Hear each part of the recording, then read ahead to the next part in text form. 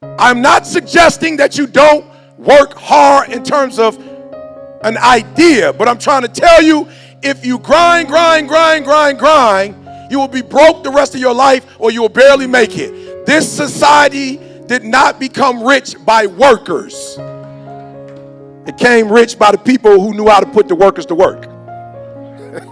I want to be one of the best at what I do. I want to change lives. And I got a call from Les Brown. And I flew to go meet Les Brown. He said, E.T., you should be making at least $50,000 internationally and $100,000 internationally. I was like, what? He was like, yeah, kid, you good.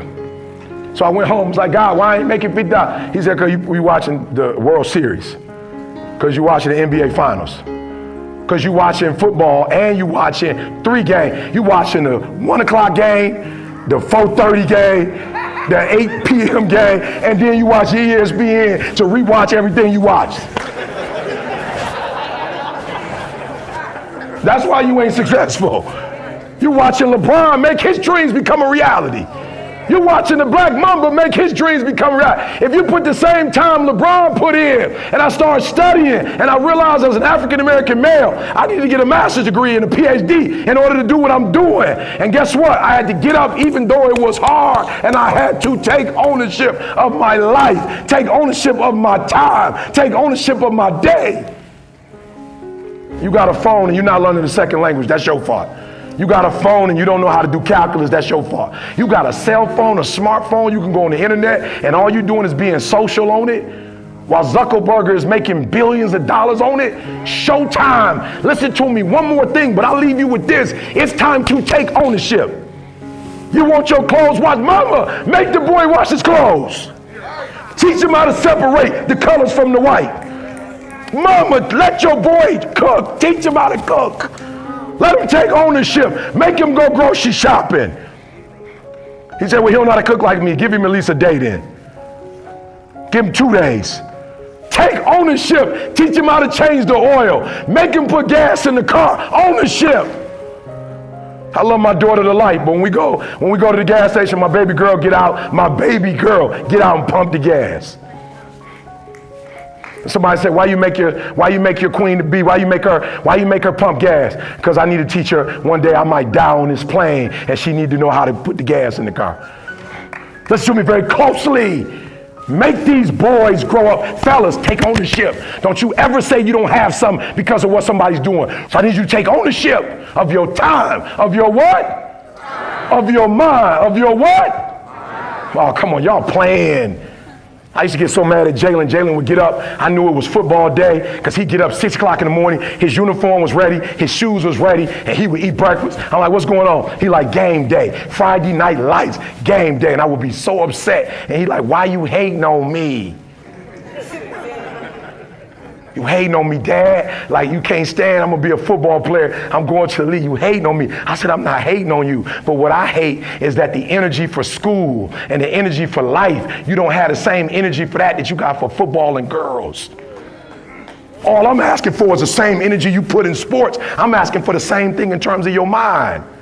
So before I go to my last one, first day of school, Jalen is at a predominantly white school. No white, no black professors. No, it's a high school. No teachers, no administration, no faculty or staff. I send my son to the school. My son get to the school. I pay attention. They got like, well, you can go online and look at their grades. First test he got in math was a 38. Second one was a 58. Now my son didn't know it, but he forgetful. So he left the password in that joint. I wrote it down. So I was just going on a sneak tip without even knowing, looking at his stuff. So one day he in there getting ready, he in there getting the hat to match the J's. He got the fit and he in there singing to himself, rapping, doing his thing. I walked in, I said, son, I got a question to ask. He said, what's up, Dad? I said, do you have a learning disability? And he was like, a what? I said, a learning disability. He said, a learning disability? Come on, Dad. Where you get that from? I said, boom, 38 and the 58. That's where I got that from. He was like, oh, no, Dad, no. See, what happens is, they give out about 10, 15 tests throughout the course of the year, and the first 2, I'm just kind of filling it out. I'm filling the teacher out. I was like, well, you ain't doing a good job of filling her out, though, son. You got 38 and 58. He's like, but Dad, don't you see the progression, Dad? 38, 58. Next one about to be a 78. I got this. Now, I probably shouldn't be saying this because we recording, but I told my son, you're one of the very few black males at that school. You got 30 days, son. You represent me. I'm around here telling people all over the world as a motivational speaker that they gotta want to succeed as bad as they want to breathe. And my own seed ain't taking it serious. I'm willing to catch a case, son. He know I wasn't playing. My man came back 30 days later with all A's. I was heated. I was upset. And he was like, Dad, it seemed like I do bad, you pissed. I do good, I can't win. I said, I'm pissed because you should have been doing this in the first place. But now somebody got to tell you they're going to whip you or they're going to disrespect you in order for you to do it. Take ownership. If you can get all A's in the class, do it. You don't need nobody to give you $50, $100, no pair of shoes, take you on no trip. You a grown man. Do it because you can. Do it because our ancestors couldn't. My man at the University of Michigan, do you understand 100 years ago, those Africans that were enslaved could have went to U of M and murdered it, could have went to Princeton and Harvard and Yale, but it was illegal for a black man or a black woman to read. They would lynch you if you got caught learning. And here you are with the opportunity and you ain't gonna do it. Until you have had the taste of finishing, you will not respect yourself. Until you follow through, until something is done, come hell or high water, tears and struggles and pain, and you go through it anyway, and you show up and you continue to fight on no matter the circumstances.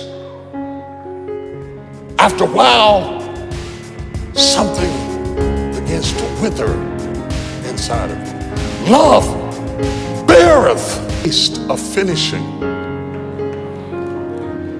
You will not respect yourself until you follow through, until something is done, come hell or high water, tears and struggles and pain, and you go through it anyway, and you show up and you continue to fight on no matter the circumstances. After a while, something begins to wither inside of you. Love beareth all things. I hadn't been taught to take anything. I was the baby of my family. My brother and sister weren't raised like this, but I was. They did a hard time in prison camp. They were shocked when my mother came in my room and said, baby, what you want?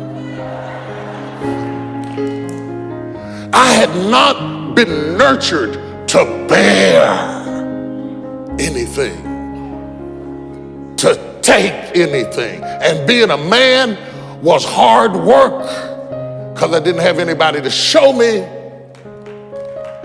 And it's hard to be what you cannot see.